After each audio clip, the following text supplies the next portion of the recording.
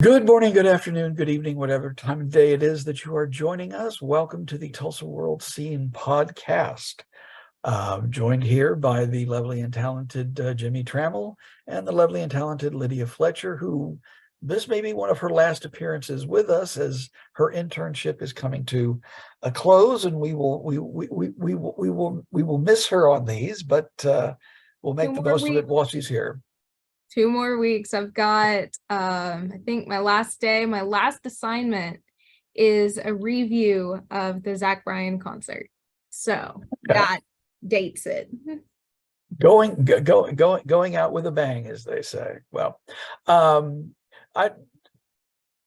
of the things that happened, did you review it, Jimmie, or did you just attend when the Hard Rock had a Yacht Rock festival? Just for fun, I went to a Hard Rock show Saturday that was billed as a rock the dock yacht rock music with Ambrosia and about 3 other bands. Al Stewart, Year of the Cat, Time Passages. Peter Beckett, the voice of Player. John Ford Coley from England and John Ford Coley. And Maxine Nightingale was going to join, but she was ill, couldn't make it. But it was really a cool experience. I don't know if you've ever seen the Ringo Starr Traveling All-Star Band, but it reminded me of that. And it's not just Ringo, it's these 3 or 4 other people bringing their hit songs to the show. So it's nothing but their hits.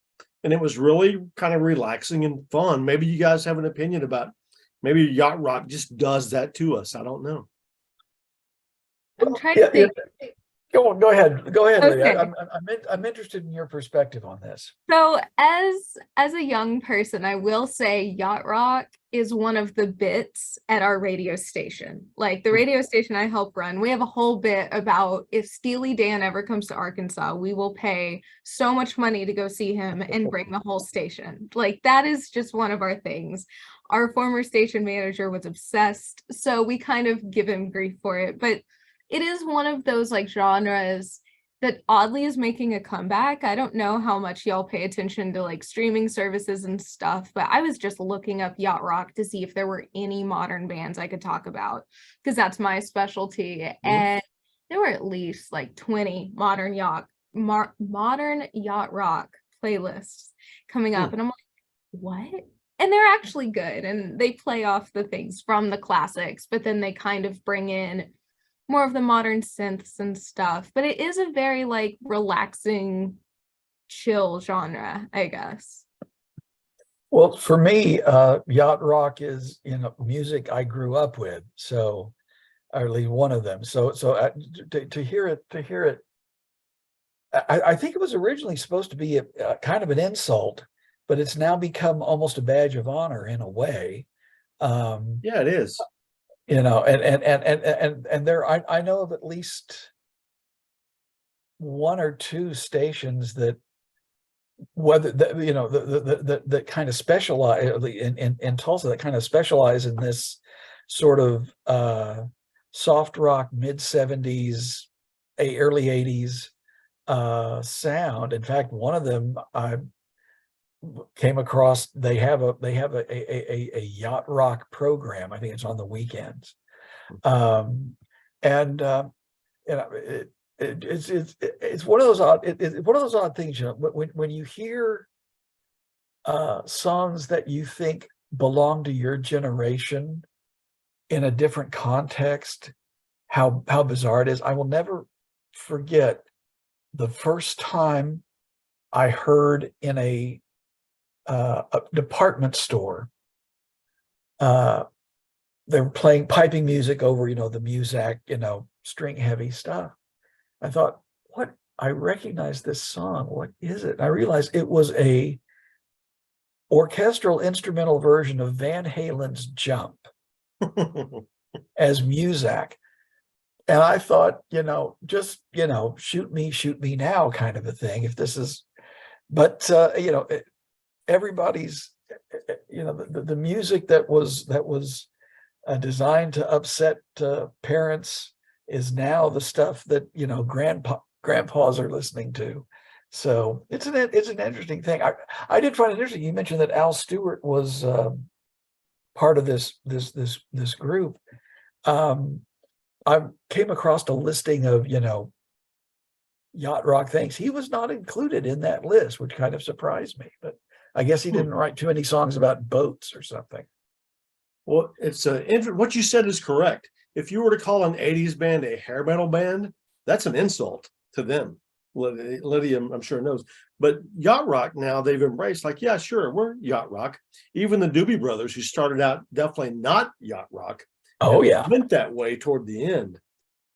I'm sure are glad to be included in that category. Hey, here's a challenge for you guys. Let's write a sequel to the yacht rock staple, the Pina Colada song, because surely they didn't live happily ever after, right? I mean, No they put out a newspaper ad. They met each other and were surprised to see each other, that they wanted to run away with someone else. And then they say, oh, I didn't know you liked all this stuff. There's no way that lasted, right? How long do you give them after that? A couple of weeks? If that. I'm trying to remember. I had the chance to interview Rupert Holmes, who wrote and performed the song. Not necessarily about that. He is he's also somebody who's fascinated by murder mysteries and has written several. One called Where the Truth Lies, another one called Swing, which came with its own CD of original music that contained clues to the plot. And I remember asking him about that song. And he said, it is, he says, I've always liked surprise endings. And that was why he wrote the song. And originally he had a different drink in mind. And I can't remember what it was, dirty martinis or something. I don't know. But he thought that Pina Colada sounded, fit the scheme better, and regretted it. He said, I wish I said something like, Dom Perignon champagne, because he said, whenever people know that I'm going to be someplace, they always want to give me pina coladas. He says, and I never have liked them. So, or here's something else. If you like cheese enchiladas, how about that? Well, there you go.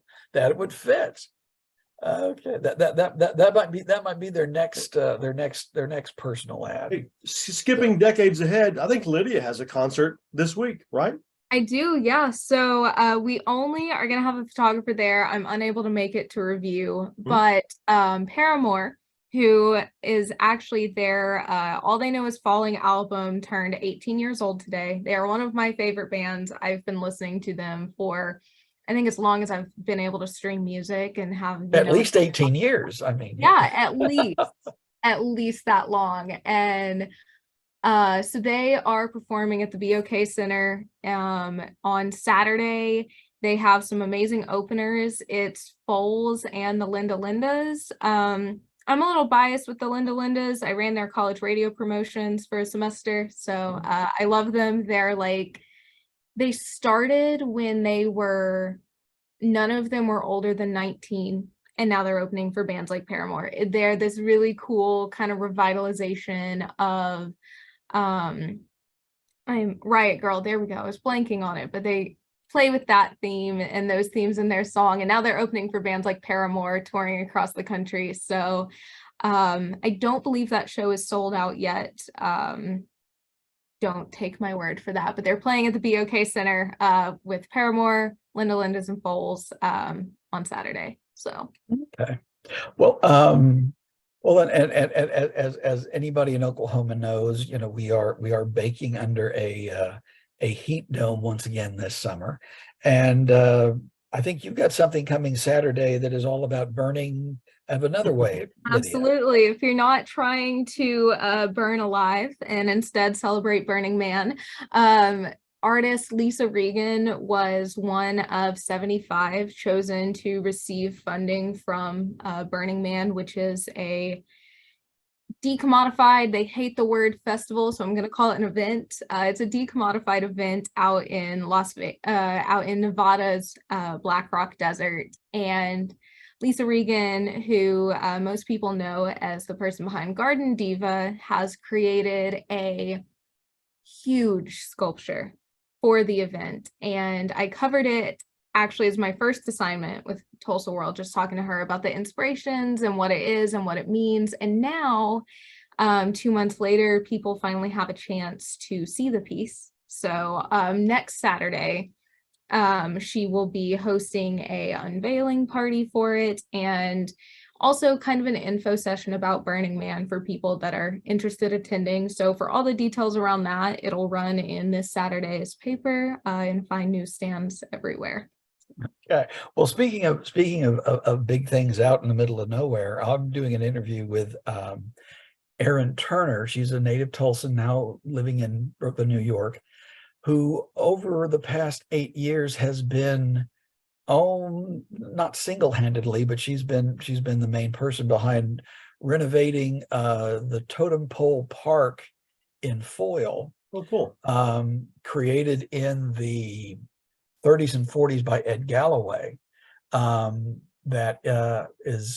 It's a couple of miles off of Route 66, but has always been a popular thing. And this month, she's hosting a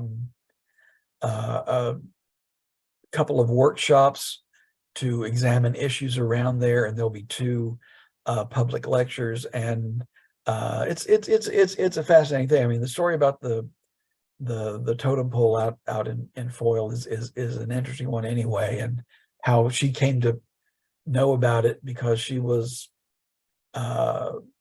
she said she had to go away before she learned about this. So so that'll be coming up this Sunday. Also Sunday, Jimmie, you're going to give us the first look at the end of a very short but very storied era. Yes, the last and 3rd season of Reservation Dogs begins next Wednesday. And typically you would see the actors doing a lot of promotion for a big season launch, but with the strike, that's out. So I did have access to the first 4 episodes on the media site. So I watched those, and I love the show anyway. And season 3 is just a continuation of everything you love about it. You can't really put this show in a box. It's not a comedy because it's sad, it's funny, it's hopeful. And I think one episode in particular of these first 4, you'll go, powerful is the word that comes to mind. It's very serious and very jarring even. And I don't want to ruin it, but we'll just say that it starts out with more adventures of the 4 main characters, delves into more of Bear, one of the characters, and then winds up again with all of them reunited and continuing on about season 3.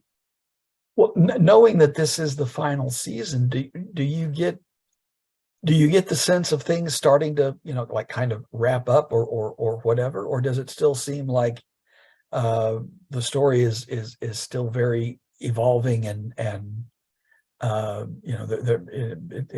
not so much a valedictory as it might be? Yeah, you get some glimpses into these characters of what their next step might be in those first 4 episodes. But the teaser thing is when Sterling Harjo announced this would be the last season, and James, you wrote the story.